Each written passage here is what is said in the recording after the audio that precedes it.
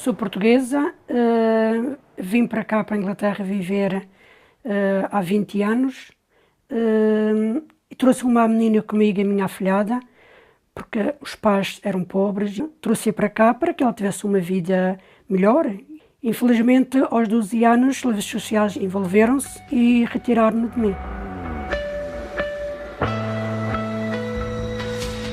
As coisas são diferentes em Portugal, que em Portugal a gente pode dar uma palmada no filho e não vem a polícia nem os serviços sociais se envolver. Aqui não, aqui se você dá uma palmada no filho, por qualquer motivo, porque nenhum pai bate num filho sem haver uma razão. Se a criança chega à escola e diz de que a mãe ou o pai ou a pessoa que está encarregada da criança lhe bateu ou praticamente abanou por qualquer motivo, é o suficiente para lhe tirarem a criança. Portanto, a professora contacta logo com os serviços sociais vêm à escola, quando a mãe chega à escola, na hora de saída, bye bye. Eu tinha tido uma discussão com ela no dia anterior, isto numa quinta-feira, porque o dinheiro começou a faltar. O dinheiro começou a faltar e não havia outra pessoa que coisa a não ser a Nélia. E eu, como sou portuguesa e sou honesta, nunca menti. Disse sim, eu bati na minha filha porque ela mereceu. Foi a pior coisa que eu disse.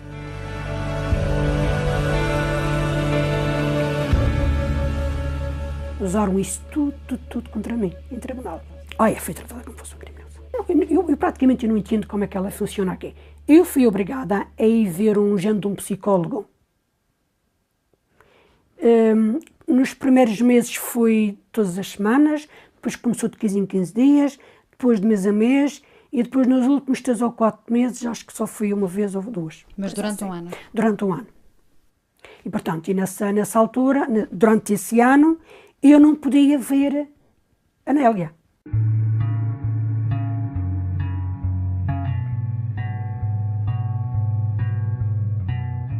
Aos 12 saí da minha companhia. Aos 13 ficou grávida de um pedófilo que ela conheceu na internet.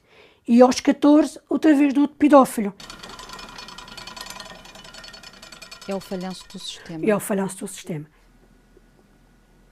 Portanto, isto agora são as fotos dela. As fotos dela. Isto é outra. Tudo no Facebook. A Segurança Social tem conhecimento e eu mandei cópias lá em Portugal. Se a sua filha está exposta no Facebook com fotos provocativas oferecendo para sexo, você fica maluca. A fotografia do meu neto, porque eu considero ele o meu neto, um bebê, portanto, quando nasceu no hospital. Eu penso que assim que souberam de que ela estava grávida, houve logo um plano de que aquela criança ia para a relação. Já lhe retiraram o bebê? A criança já não está com ela há 3 anos. A criança já não está com ela há 3 anos. Quanto mais crianças tiram para a adoção, mais recebem. Isso é um lucro. Isso é um negócio de milhões.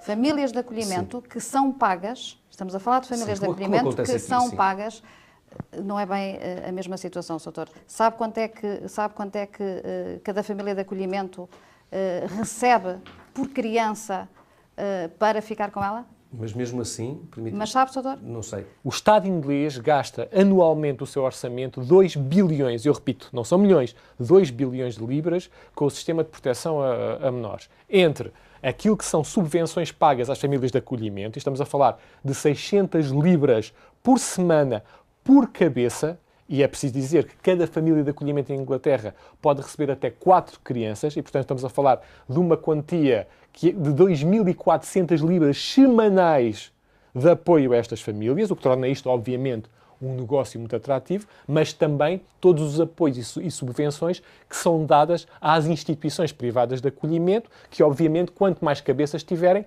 mais recebem. Mas eu gostaria de explicar o seguinte, só quando esses esforços de acompanhamento das famílias e depois da avaliação das famílias que têm as crianças, se verifica que não têm condições para as manter no seu quadro, é que depois digamos, adotado um procedimento da entrega a famílias de acolhimento. Mas no fim do percurso, as crianças podem regressar às famílias de origem. As famílias portuguesas que recorreram ao consulado, seguindo o seu raciocínio, conseguiram recuperar os seus filhos? Pergunto. Na maioria não, por uma razão. Porque quando chegam ao consulado é quando já está numa fase avançada de decisão. E é aí que entra o consulado para garantir que a legislação é aplicada.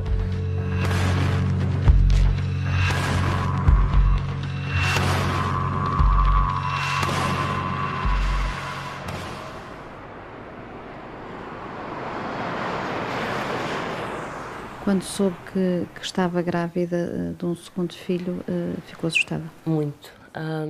Eu sei que vou ferir algumas suscetibilidades, mas pensei várias vezes em fazer um aborto, porque não conseguia que mais uma filha fosse passar porque a minha filha mais velha estava a passar. Eu preferia que ela não nascesse do que vê-la passar o que a outra passou. Acho que não era justo. Principalmente para ela, não era justo. Olha, um beijinho à mãe. Olha. Um beijinho à mãe. Um beijinho à mãe. E foi por isso que veio para Portugal? Sim, vim para Portugal já grávida de 7 meses e meio, com a minha filha mais velha nos braços e com a outra na barriga, contra tudo e todos. Um grande, assim, muito grande. A minha filha estava numa cadeira relativamente baixa, caiu. Na altura eu não liguei muito, foi uma queda bastante pequena. No dia seguinte percebi que ela tinha um ligeiro altinho, até pensava que era de dormir sempre para o mesmo lado, como é normal nos bebés. Levei ao médico por descargo de consciência.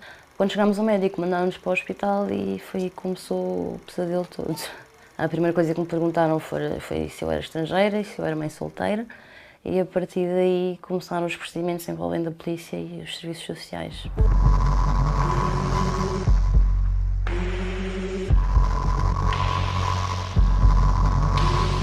O alvo, curiosamente, o alvo da incidência, da ação destes funcionários, normalmente são os imigrantes. São os imigrantes porque estão muito menos informados, estão muito mais vulneráveis, desprotegidos e, portanto, é muito mais fácil atacar, passa a expressão, os filhos destas pessoas do que propriamente de outras pessoas, até nacionais ingleses, que de alguma forma estarão mais informados e que terão outras formas e capacidade de defesa em relação a estas situações. Desconfiaram de quê? De agressão, porque supostamente uma bebê caindo não fazia um hematoma. Eu não conseguia desejar o que eu estava a passar sequer às pessoas que me puseram naquela situação, porque é desumano. Estamos a falar de uma bebê de 5 meses que estava a amamentar, que ficou com a mãe 20 dias no hospital a amamentar sempre, e chega ao 20º dia e chega uma senhora e tira dos meus braços. Assim, sem mais nem menos? Assim, tal e qual. E ela, coitadinha, uma bebê tão feliz, ainda se riu para mim sem perceber o que é que estava a passar.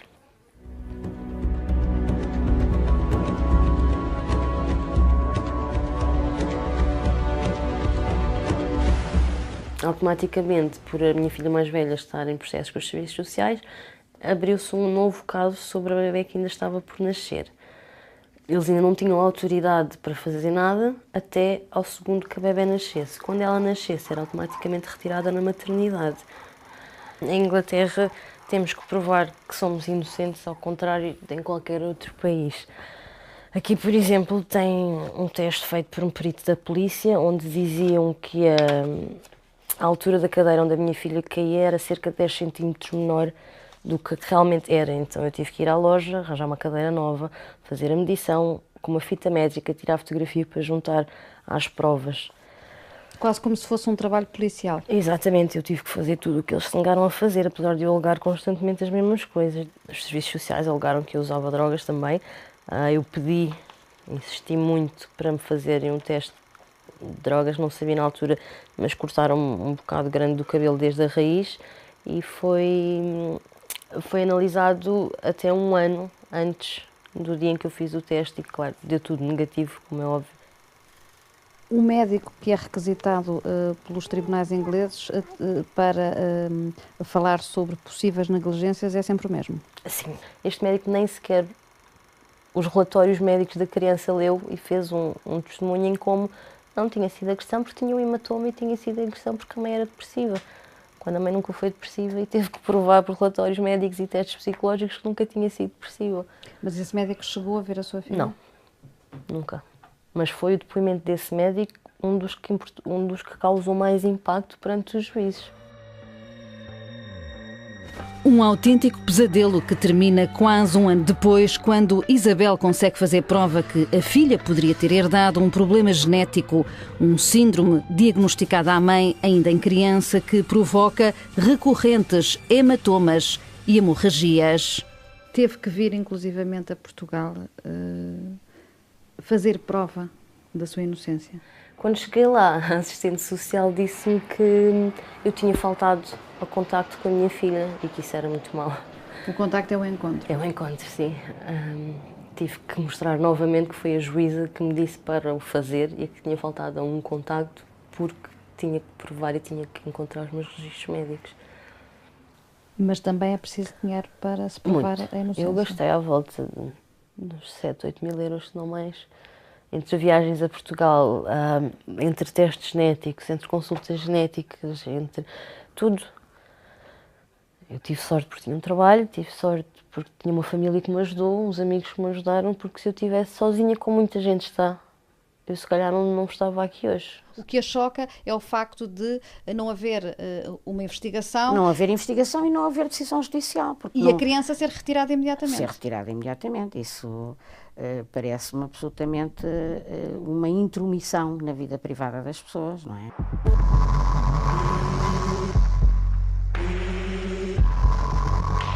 Penso que há matéria para ser investigado a outro nível, que o nosso consulado devia ajudar estas pessoas e o Estado português tentar saber também o que se passa, através de um protesto, qualquer coisa, não é?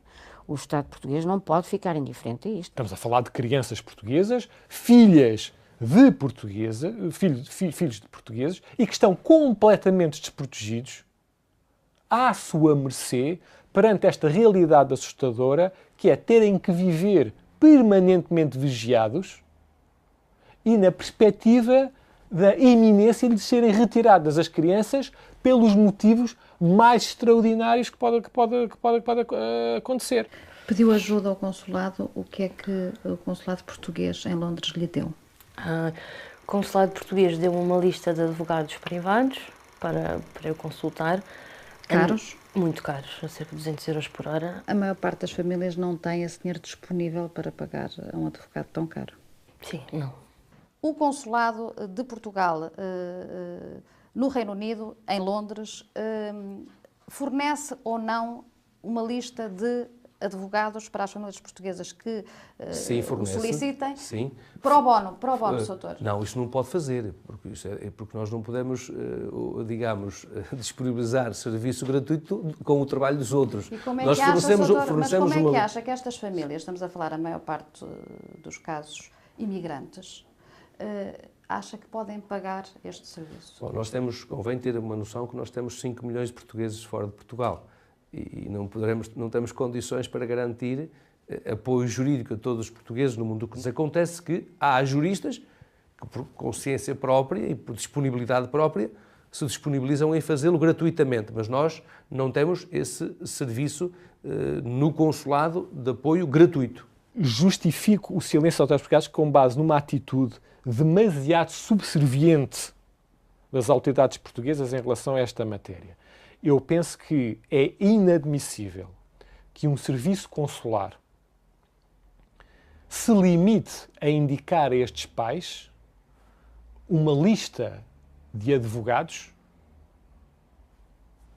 para lhes dar apoio jurídico, sabendo de antemão que esses advogados nem sequer vão trabalhar pro bono.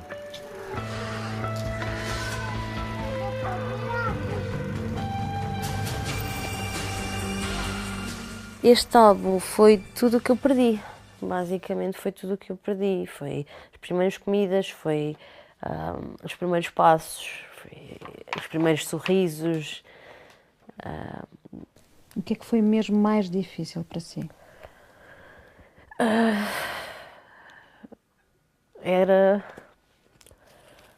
Eu acho que o mais difícil de tudo era a despedida. Nos encontros que tinha?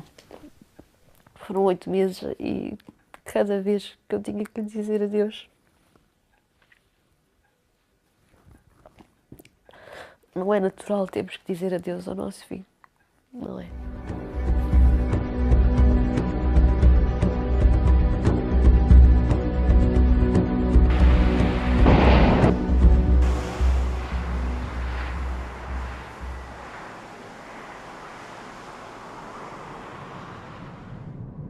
Eu vim para Portugal para expor a situação e pedir ajuda do governo português. Que ajuda é que teve? Nenhuma. O governo português, sem dúvida, é uma vergonha. É uma vergonha. Não fizeram absolutamente nada por mim. Nada, nada, nada. Rigorosamente nada. Yeah. Ok.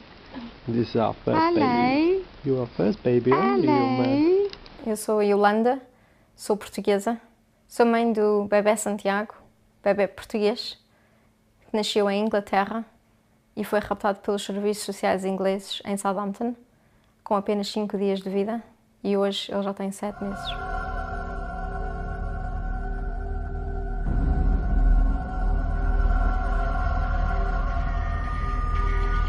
Não faço ideia onde está o Santiago, não sei, não faço ideia nem se o meu bebê está vivo. Não é vida. Minha vida parou, literalmente. Toda a gente que me rodeia, toda a gente que está envolvida nesta situação, todas as nossas vidas pararam. Ninguém faz ideia. Ninguém faz ideia. I'm not being a father. I can't be a father. I can't protect my baby. I can't be there with him. I can't be the father. I don't know what words to describe. It's like emptiness. I'm not being what I should be. Daddy loves you. It's fit, they're bigger. They stole my child. Literally, they stole my baby. It's my baby. Oh, you're so beautiful. Menino! Menino! I shout to Yolanda's parents over Skype. Menino!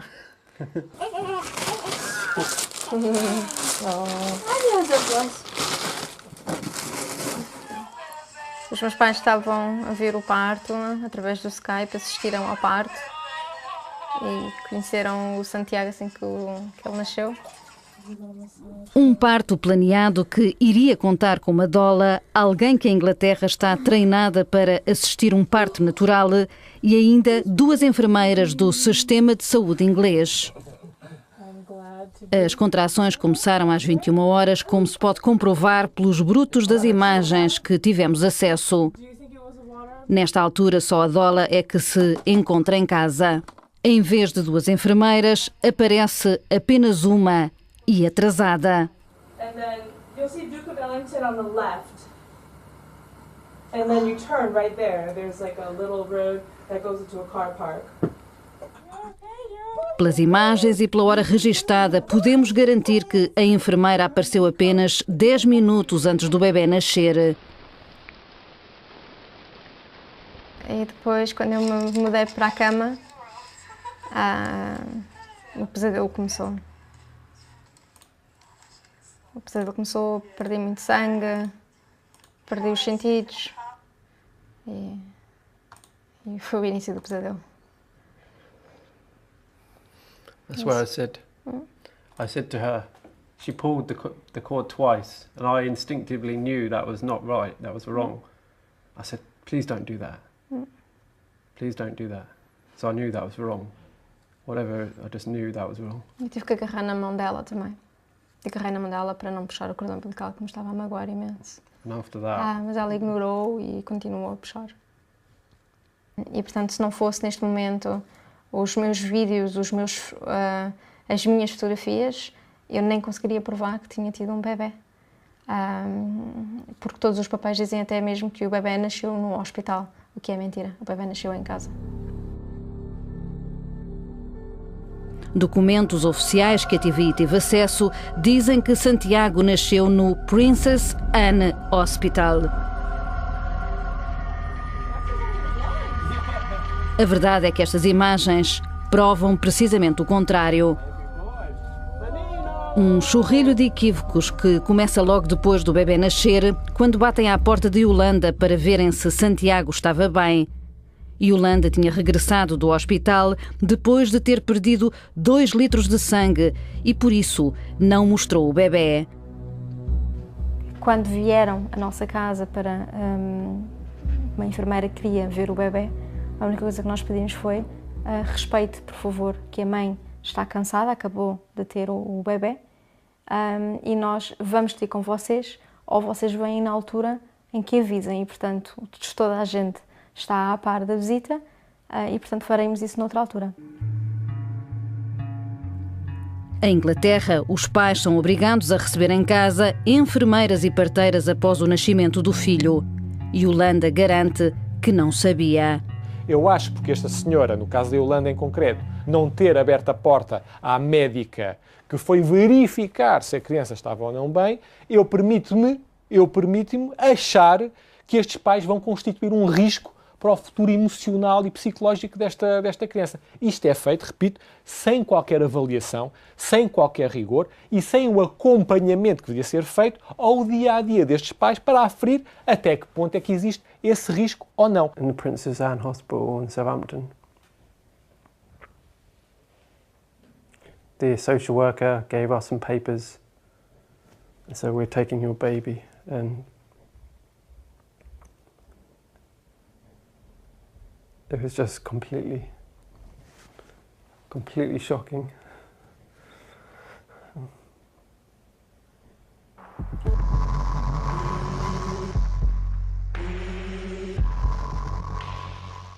No dia em que me tiraram o bebê, eles não permitiram nem que eu me despedisse dele. Where's my baby? Where's my baby? Crying in the middle of the night, waking up. Where's my baby? That was horrible, horrible.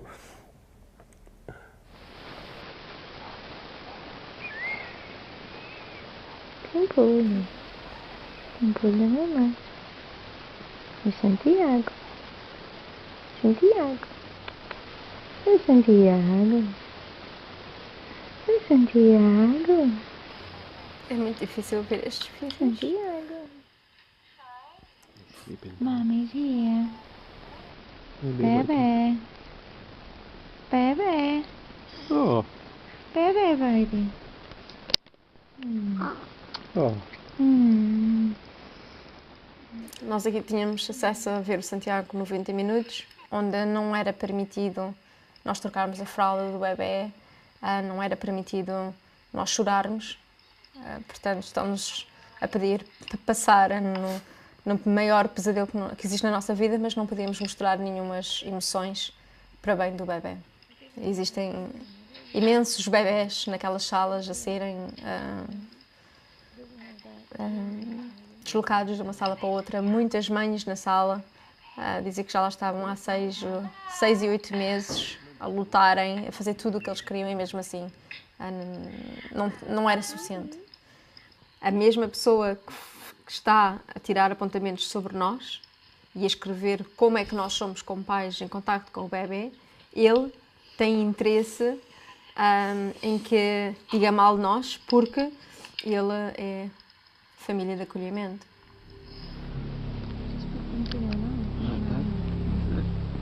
Darling. Darling. Depois, quando ele tinha à volta de 1 mês, foi-nos retirado e nunca mais o vimos. O menino está com 7 meses. Não sabemos nada dele.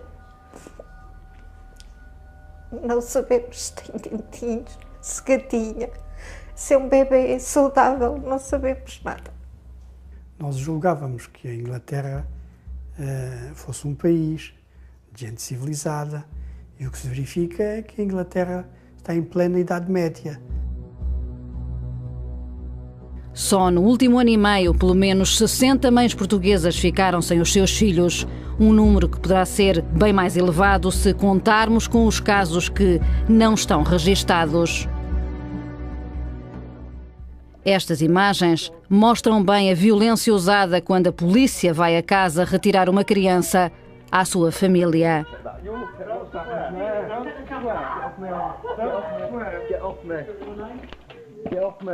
A indiferença do governo português traz-nos a indiferença relativamente aos pobres. Porque se falarmos dos ricos, estou convencido que a Yolanda, se tivesse um pai rico, um grande representante, uma pessoa do poder, estava tudo resolvido. Porque é que o governo português ainda não fez, por exemplo, um protesto formal perante a preocupação destes números? Apenas é possível fazer protestos formais quando se verifica e quando se prova que há abuso do poder das instituições. E estes números não o levam a suspeitar, ou pelo menos a refletir, Sr. Doutor, a refletir de que alguma coisa não está bem? O que nos compete a nós é garantir que quando cada cidadão ou cada cidadão português são confrontados com a aplicação do ordenamento jurídico interno de cada país, está em condições de velar pela defesa dos seus direitos fundamentais. Quer dizer mais alguma coisa? Queria o meu Santiago. Queria. Esta carta confidencial, enviada há poucos dias ainda para a morada em Inglaterra, confirma o pior dos medos. Santiago está oficialmente dado para adoção. Neste momento já terá inclusivamente conhecido os possíveis pais adotivos, retirando qualquer responsabilidade parental a Yolanda e Leonardo. A carta põe mesmo à disposição, angelicamente, um serviço de acompanhamento, o Independent Counseling Service, para os pais a quem acabou de retirar o Santiago. É horrível. Ninguém faz ideia. Inferno. Ninguém faz ideia do inferno. Eu nem conheço a cor dos olhos do meu bebê.